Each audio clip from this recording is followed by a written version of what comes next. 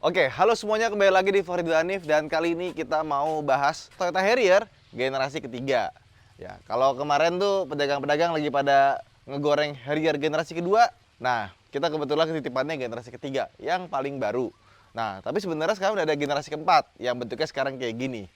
Nah, jadi Harrier itu sebenarnya nama lain dari Lexus RX yang dijual di Jepang, dijual dengan nama Harrier. Nah, tapi di generasi ketiga sekarang mereka berpisah jalan. Lexus sendiri dengan RX 270-nya bentuknya kayak gini, dan ternyata Harrier justru bentuknya lebih ganteng dengan si Harrier model baru ini. Dan nggak cuma berpisah jalan doang, tapi juga dia punya platform yang berbeda. Dia pakai New MC platform, jadi platformnya dia sama kayak RAV4 atau kayak Toyota Alphard Velfire di tahun tersebut. Dan mobil ini juga ada satu hal yang menurut gua agak kurang ya. Yang pertama itu adalah mesinnya. Nih, yuk kita buka yuk. Karena tadinya di generasi 1 sama 2 itu dia pakai mesin 2400 cc dan mesin 3000 cc. Nah, tapi di model baru ini sekarang dia punya dua pilihan model mesin aja, yaitu mesin 2000 cc dan 2500 cc hybrid. Nah, yang untuk faceliftnya di tahun 2016-2017 kalau nggak salah ya, itu dia pakai mesin turbo. Jadi tiga pilihan mesin, 2000 cc, 2000 cc turbo, dan hybrid. Yang hybridnya 2500 cc hybrid ya, kurang lebih sama kayak mesinnya Camry hybrid. Tapi sayangnya yang ini yang masuk ke Indonesia tuh kebanyakan lewat importer umum kan, nggak ada lewat resmi kan. Itu masuknya semuanya itu yang 2000 cc. Kenapa? Karena tahun 2014 waktu itu tuh masih ini ya, mesin hybrid itu dihitungnya dua mesin, jadi harganya pasti jadi mahal banget. Nah, karena mahal akhirnya masuk 2000 cc aja. Dan mesinnya ini sama persis mesin 2000 cc yang bisa kita temukan di Toyota Foxy sebelum generasi sekarang. Foxy yang lama persis mesinnya kayak gini, transmisinya juga sama, CVT juga. Jadi kalau misalkan kalian bawa ke bengkel, ya insya Allah lebih gampang karena spare partnya 11-12 sama Foxy yang beredar sekarang, kemarin. Kemarin sekarang ya, kemarin lah ya, yang dual sunroof. Kalau yang Foxy sekarang kan no sunroof. Nah, mesinnya sendiri cukup bandel, cuma dia punya masalah di CVT-nya karena usia ya. Jadi kalau kalian beli ini atau Foxy, itu benar-benar diperhatiin CVT-nya. Kalau di rem terus masuk ke D, dia mencelat. Terus kalau misalkan digas, dia udah mulai rasa segredek-gredek atau semacamnya, ya baik hindari. Karena kalau CVT-nya masih jajan itu sekitar 30 juta, dan kalau di bengkel yang mahal bisa 50 juta, tapi yang 30 jutaan aja lah ya. Nah, jadi penyakitnya di situ. Jadi buat teman-teman yang mau cari ini, pastikan CVT-nya sehat. Terus seperti biasa, umur biasanya strafen juga mesti diperhatikan. Kalau misalkan sudah mulai lemah, itu mesti diganti. Dan koil segala macam ya sesuai dengan umur. Dan ini kebetulan kilometer 76.000, jadi mungkin sebentar lagi 100 ribuan itu udah mulai banyak jajan. Ya, namanya juga mobil dengan usia ya. Oke. Nah, dan desain depannya gua suka banget ya. Mungkin jadi kontroversi, ada yang suka Lexus RX yang 270. Kalau gua RX 270 sukanya yang setelah jadi RX 200 atau RX 300 ya. RX 200T itu jadi keren, tapi yang sebelumnya agak kurang, dan yang ini masih ganteng. Bahkan kalau kita bawa jalan gitu ya, kita bilang mobil tahun 2020, orang juga bisa percaya karena desainnya masih kelihatan modern. Lampunya sendiri udah pakai proyektor LED, fog lampnya juga LED, dan fog lampnya ini dia covernya ini warnanya abu-abu, bukan bukan plastik doff ya. Nah, terus velgnya warnanya gunmetal, dia 18 inci, tapi kalau menurut gua naikin satu aja di 19 kayaknya lebih cocok ya. Karena mobil untuk kelasan ini emang biasanya kan velgnya gede. Nah, karena emang basisnya mobil yang besar, 18 inci itu jadi kelihatannya kecil. Terus sampingnya seperti ini. Bagian sininya ini pakai piano black ya, pilar-pilarnya, terus di sini ada chrome-nya. Rem belakang seperti biasa cakram, dan ke belakang lagi bentuk belakangnya keren. Nah, salah satu yang paling gue suka dari mobil ini adalah bentuk belakangnya. Jadi depannya ganteng, belakangnya juga ganteng, dan lihat dong lampunya clear. Entah kenapa gue senang banget kalau mobil lampu belakangnya tuh clear gini ya. Jadi bener-bener bening, dalamnya hitam. Terus kalau misalkan nyala baru dia warnanya merah, lampu sen kuning, dan ini tuh dibikin kayak segaris gitu. Kalau mobil zaman sekarang kan biasa ya ngelihat yang nempel gitu segaris. Nah, ini sebenarnya nggak nyala sih, cuma kelihatannya keren aja. Dan dia punya ini dong, electric tailgate. Oke. Untuk zamannya canggih banget karena ini mobil tahun 2014 ya, jadi udah sekitar 9 tahun. Nah, bagasinya juga kelihatan mewah ya. Bahkan sampai di sininya aja itu dikasih kayak semacam bludru, yang di sini baru plastik. Jadi emang dibikin mewah. Emang mobil mewah sih pada zamannya. Dulu kan pertama kali keluar tuh nggak salah 800-900 juta ya. Untuk 2014 tuh mahal. Ya, dulu tuh kalau nggak salah, ini harganya tuh kurang lebih sama kayak Alphard ya, padahal dia cuma 2000 cc. Karena importer umum dan ya emang mahal sih. Nih, bagian sini juga dikasih bludru ya. Baru di sininya plastik. Sama di bagian bawah sini ada laci ya. Nah, terus kalau kita buka bagian sini ada ban serep. Nah, ban serepnya dia pakai space saver ternyata. Makanya kita dapat space yang lebih besar. Nah, terus di sini ada lagi nih, laci. Tuh, keren kan? Jarang-jarang lihat Toyota bisa ngasih bagasi yang semewah ini. Oke. Sekarang kita masuk ke dalam yuk. Oke. Nah, sekarang kita masuk ke dalam interiornya ya. Wih. Pertama, kalian pasti notice dia punya panoramic sunroof yang besar sekali dan bisa dibuka juga. Kita starter yuk. Ini kebetulan sama yang punya itu kaki-kaki baru ganti semua. Jadi shock breaker segala macam baru ganti. Bannya juga baru ganti, jadi bannya masih bagus banget. Terus ini ya, yang gua heran sama ini mobil. Oke, ini kita keluarin dulu ya. Jadi dompet gua ini dompet kulit ya, namanya kulit Vectan atau kulit yang premium yang direndam pakai akar-akaran gitu ya. Ini mewah banget sih rasanya sih. Nah, ini kulit yang sama bisa kita temukan di mobil ini. Jadi pas gue lihat, wih, ini kulitnya tuh rasanya kulit keras gitu ya, kayak kulit dompet atau kulit sabuk gitu ya. Ini bisa kita temukan di sini. Jadi sebenarnya tuh dia bukan merah sebenarnya, kan ada banyak bilang interiornya merah. Dia tuh merahnya tuh merah kecoklatan gini. Emang ini lebih gelap sih, ini lebih terang. Nah, ini kulitnya tuh kulit Vectan. Makanya kita akan menemukan garis-garis kayak gini nih. Kalau kena tangan ya. Jadi emang biasanya kulit Vectan itu dia semakin lama kerutannya itu akan semakin khas. Tapi karena ini dibikin buat mobil, makanya kerutannya dibikin halus gitu. Dan stitchingnya juga ini double stitching. Dan ujung-ujungnya itu tebel, ya. Karena emang kulitnya itu kulit dompet, mewah sekali, mewah banget. Even Lexus aja nggak kayak gini. Tapi sayangnya cuma di dashboard doang. Di bagian sininya enggak. Dia cuma warnanya sama aja. Sampai ke sini, sampai ke bawah. Ini juga double stitching juga, keren ya. Kayak bener-bener dompet kulit. Terus di sini ada logo Harrier-nya. Nah, Harrier sendiri itu diambil dari kata elang di Jepang ya, namanya apa Harrier gitu. Makanya gambarnya ada elangnya. Dan kalau kita nyalain juga ada gambar elangnya di sini. Terus pas kita lihat MID-nya, jeng jeng, bahasa Jepang. Iya, bingung nggak lo? Nah, mesin 2000 cc-nya emang gue bilang nggak spesial ya, biasa aja. Tapi iritnya mantep loh. Ya, lihat nih. Ini mobil segede gini, gue pakai muter-muter di Klaten, 13,7 km per liter loh. Irit ya. Dan uniknya lagi untuk mobil 2014, dia punya radar yang bisa pakai adaptive cruise control. Nah, jadi Innova Zenix ya, sekarang punya adaptive cruise control di tahun 2023. Ini 9 tahun lalu udah ada, canggih. Dan karena ini masih model jadul ya, TSS-nya bukannya TSS zaman sekarang, tombol cruise controlnya masih ada di sini ya, kayak kutil. Sama di sini ada tombol buat ngatur jaraknya, sama ini untuk lane keeping assist-nya ada di sini. Nah, kalau yang versi yang belum facelift kayak gini, dia tuh rem tangannya masih ada di kaki. Tapi kalau yang udah facelift, dia ada di bagian sebelah sini dan dia sudah electric parking brake. Jadi tinggal tombol doang. Cuma masalahnya yang facelift itu harganya masih 600 jutaan. Gue setelah nyobain mobil ini ya dari Jakarta ke Klaten terus muter-muter, gue kepikiran apa? Kalau yang facelift harganya udah 400 jutaan, apa ganti yang itu aja kali ya? Karena mobilnya enak banget sih. Nah, terus speedometer sebenarnya sederhana. Dan ini kan kebetulan yang audioless. Jadi sebenarnya dia bawaannya nggak ada audio. Ini ditambahin sendiri, ini Kenwood ya. Yang model pas buat Toyota ya. Jadi frame-nya frame Toyota. Jadi kalau masuk ke Yaris, ke Camry segala macam dia tinggal masuk aja. Ininya udah pas. Nah, terus ini nih lampu hazardnya. Kalau kita pencet, ini satu kaca semua tuh kepencet.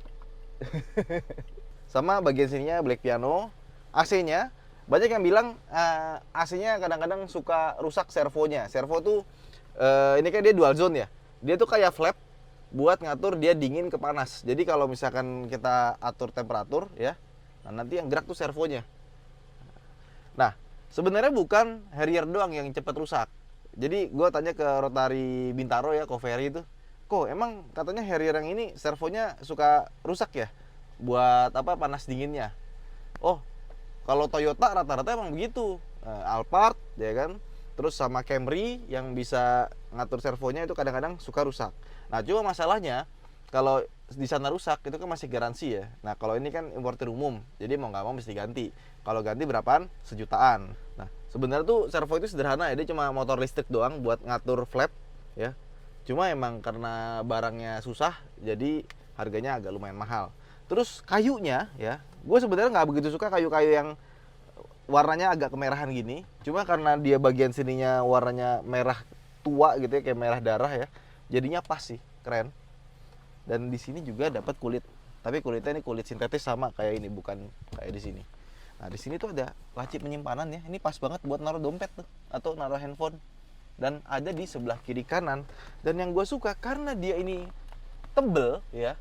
Kan kita sering tuh lagi duduk, kaki kita kan nempel kan ke kiri kan. Nah, ini empuk, enak. Kenapa nggak semua mobil dibikin ini ya? Gue apa bikin kita aksesoris mobil yang buat empuk-empukan di sini? Karena enak loh pas dipakai. Nah, di sini ada cup holder ya, bukanya seperti ini. Oke.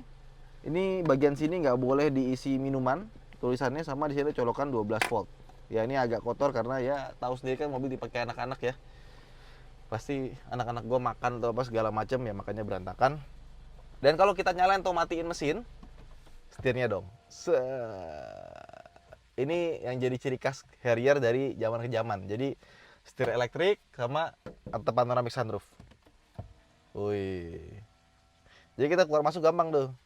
Nah, soalnya bagian tengah sini dia kulitnya seperti ini bentuknya. Nah, ini kok berat banget ya? Kayak dikasih weight gitu loh. Nah, ini bisa maju juga buat jadi sandaran tangan. Sama di sini ada colokan 12 volt juga. Untuk lampu dia sudah auto, wiper sudah auto, ada auto high beam juga di sebelah sini, sama ini tombol buat buka belakang. Terus power window semuanya sudah all auto, AC dia sudah auto juga, dan di sini ada 3 buah tombol, power mode, eco mode, sama auto start stop. Nah, ini auto start stopnya kalau kita nyalain ya, bukan nyalain sih, dia akan otomatis nyala. Sebaiknya dimatiin aja, karena auto start stopnya itu dia bisa lama banget ya, kayak R3 hybrid ya. Cuma kalau auto start stopnya nyala, kita misalkan lagi di lampu merah berhenti, mesinnya mati, AC jadi panas. Jadi sebaiknya dimatiin aja. Dan memang ketika dia nyala mati, itu juga halus banget sih suaranya sih. Sekarang kita ke belakang yuk. Kalau dulu orang bilang Harrier itu kayak apa ya, Camry-nya SUV. Dan bener-bener waktu itu tuh yang generasi kedua itu rame banget di jalan, karena harganya masih terjangkau. Yang generasi ketiga ini harganya udah mahal banget. Bahkan Harrier yang baru tuh 1M. Ketika itu cukup laris, dan memang mobil ini belakangnya nyaman sekali. Jadi lihat dong, posisi duduk gua tadi depan, nih lihat, legroomnya segede-gede gaban ya. Headroomnya juga gede, dan kursinya bisa sampai serebah ini gitu loh. Jadi di belakang tuh bener-bener relax ya. Emang boleh ya serebah ini ya? Ada cup holder, dan di sini juga masih sama ya, pakai kulit warna merah seperti ini, merah coklat. Di sini juga ada panel kayunya. Di sini ada AC, dan AC-nya ini beda sama AC-AC mobil kebanyakan yang biasanya kan baris keduanya tuh pelan ya. Kalau ini AC depan satu, AC belakang tuh juga sama kayak satu, nggak jadi setengah. Jadi hembusannya tuh sama kayak di depan. Terus kursinya ini juga empuk banget dan nyaman. Banyak yang bilang katanya Harrier yang generasi ketiga ini dia lebih kecil di bagian belakangnya dibandingkan dengan generasi kedua yang sebelumnya. Ya sebenarnya sama aja, bahkan menurut gua legroomnya sih gedean ini, cuman dia warna atapnya itu jadi hitam. Itu yang bikin rasanya jadi agak gelap. Padahal secara dimensi antara yang generasi kedua sama generasi ketiga, kalau dilihat di Wikipedia, Wikipedia, ya ini lebih gede dikit sih, cuma emang lebih pendek. Nah sekarang kita udah di dalam kabin dan kita bawa jalan ya. Mobil ini sama generasi sebelumnya, dia itu SUV yang sangat nyaman. Cuman kalau dibandingkan dengan yang sebelumnya, sekarang dia lebih fun to drive, sehingga dia punya suspensi itu yang terasa lebih stiff dibandingkan dengan model sebelumnya. Jadi kalau yang tadinya tuh doyong-doyong banget, lembut, bener-bener kayak ini loh, kayak kita dari Camry generasi ketiga ke Camry generasi 4 yang tiba-tiba jadi lebih keras gitu kan. Nah, ini kurang lebih sama. Jadi kalau tadinya kalian mikir bahwa Harrier tuh kayak bakal mobil bapak-bapak banget gitu ya, ini ternyata enggak. Jadi rasanya kayak buat dibawa harian tuh bawa sendiri ya, rasanya masih oke.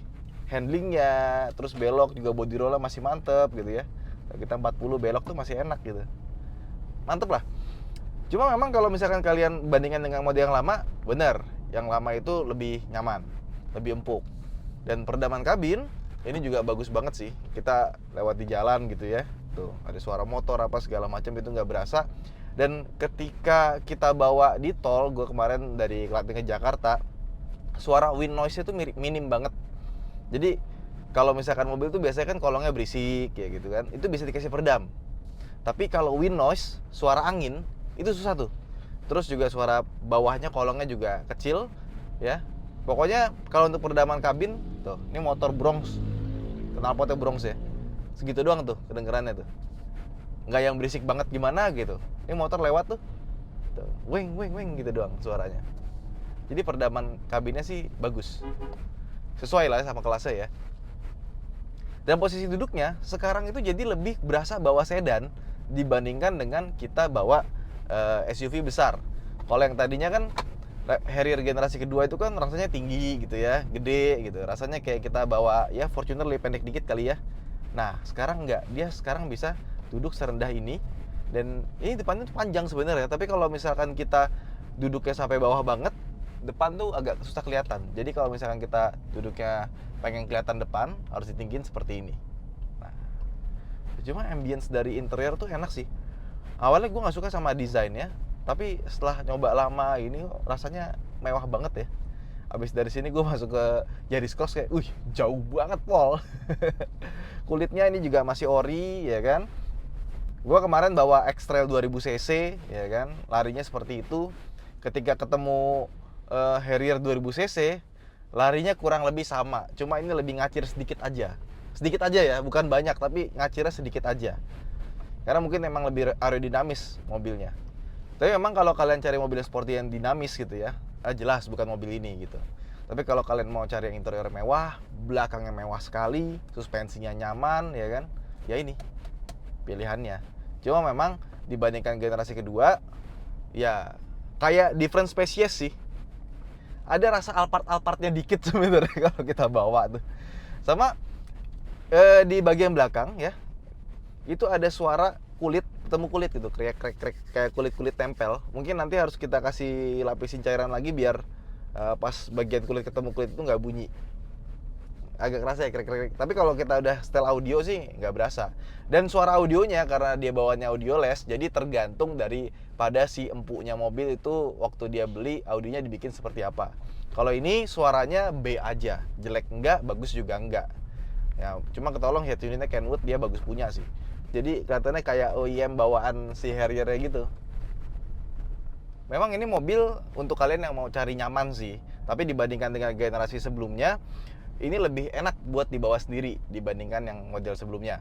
Nah, kalau kita pakai di tol gitu ya, rasanya tuh emang nyaman, gitu ya. Jalannya tuh begini doang gitu. Suspensinya emang mantep. Tapi pas kita gas, ya tenaganya B aja gitu. Gua kan kemarin bawa X-Trail ya. Pas bawa ini sama-sama 2000cc, ya ini lebih mendingan sedikit sih, cuma tetap aja masih rasanya kurang gitu untuk mobil seharga gini. Makanya nih kalau misalkan kalian beli yang tahun 2016 yang pakai turbo, wah itu pasti enak banget. Udah dipadu dengan suspensi yang nyaman, handling yang oke ya, bukan yang shot kayak CX-5 sih.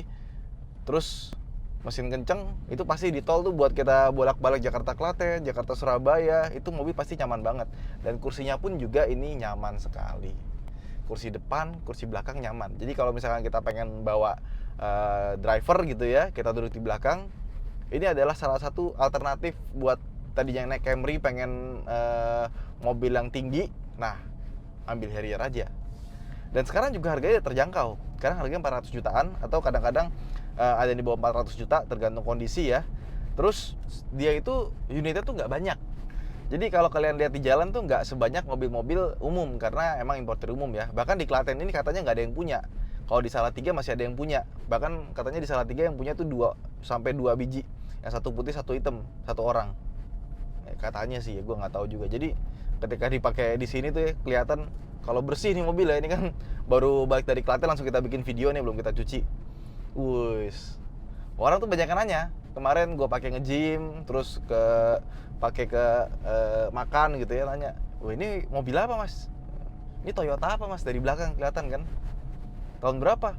2014. Hah, masa 2014 sih? Karena emang bodinya itu dari luar nggak kelihatan kayak mobil tahun 2014. Bahkan dijajarin sama yang model terbaru, yang sekarang tuh di US namanya Toyota Venza, itu bisa dibilang hampir nggak kelihatan. Nah, jadi kebayang kalau kita pakai yang 2000 cc ya. Tunggu murah kali ya. 5 tahun lagi gitu. Tapi mobilnya enak sih. Ini salah satu SUV Toyota yang paling premium dengan sasis monokok. Habis itu langsung ke Lexus RX. Cuma kalau dibandingin dengan Lexus RX ya, tetap sih Lexus RX lebih premium lagi. Kayak kacanya kan, kacanya tebel sih ini. Ya kacanya tebel banget. Kacanya tuh kalau nggak salah Lexus RX itu dia udah double glass ya. Jadi yang generasi kedua kan suka nanya, Lexus RX sama Harrier kan sama aja ya. Ya bedanya di kacanya dia lebih tebel, perdamaannya lebih bagus. Kaca depannya juga dia lebih tebel yang Lexus dibandingkan dengan Harrier. Ini kaca juga tebel sih. Diketok tuh suaranya tuh dek dek dek dek, nggak berisik gitu. Kemudian perintilan di mobil ini juga banyak hal yang mewah ya, kayak misalkan gini. Di ini nih puteran buat buka tutup AC sebelah kanan sebelah kiri itu kalau malam nyala loh. Di sini juga ya. Tuh, ada lampunya. Di sini juga lampu, ini ada elektrokromatik. Sama motif stitching fabric di bagian sini ya. Ini sebenarnya mirip-mirip kayak Alphard ya, yang masih setengah kulit ya. Dan di bagian power window-nya ini, dia dikasih ujung-ujungnya itu dikasih chrome. Jadi beda sama punyanya Fortuner atau semacamnya ya. Jadi ada perintilan-perintilan yang lebih mewah, nggak kayak Toyota biasa. Jadi sebenarnya mobil ini tuh kayak nyaris sempurna gitu, kecuali mesinnya aja. Ya wes, mungkin teman-teman punya Harrier, coba komen seperti apa rasanya ya. Dan nanti habis ini kita akan coba Harrier yang generasi kedua. Cerita nih, sampai jumpa di vlog berikutnya. Bye-bye.